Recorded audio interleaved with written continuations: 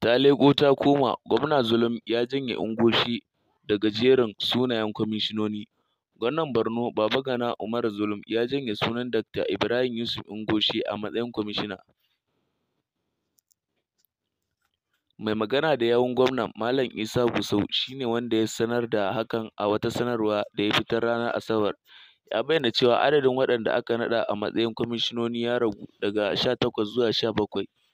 Matakin na Zulum ne na ƙunshe ne a cikin wata wasiƙa da ya rubuta wa Majalisar Dokokin Jihar Borno a yammacin ranar Juma'a. Gwamna Zulum, kamar yadda sanarwar ta bayyana, a ranar Juma'a 28 ga watan Yuli 2023, ya miƙa wa majalisar sunayen 18 ciki har da Ungoshi, wanda sunansa yake a na 13.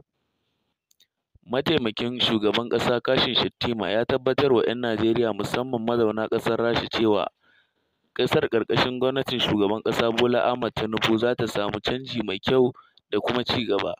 Ya ba da wannan tabbacin ne yayin da wani tattaunawa a wani taro da 'yan Najeriya mazauna birnin St. a ƙasar Rasha suka yi. Mataimakin Shugaban ƙasar, wanda ya gana da su a yammacin ranar Juma'a, ya yi jawabi kan matsalolin da al'ummar suka nuna. Ya ci gaba da cewa, "Ku tabbata a cikin watanni 9 zuwa 12 masu zuwa, za a samu sauyi cikin sauri a arzikin Najeriya. Ina magana ne da dukkan ma'ana da kuma alhaki saboda na yi imani da iyawa da jajircewar shugabannina," cewar Bola Ahmed Tinubu.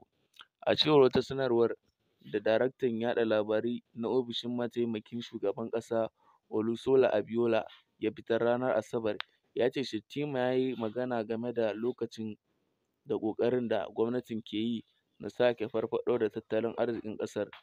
Sannan ya kuma jaddada aniyar kammala ginin katafariyar masana'antar ƙarafa ta Ajaokuta da kuma farfaɗo da kamfanin Aluminium Smelter Company of Nigeria (ALSUCON).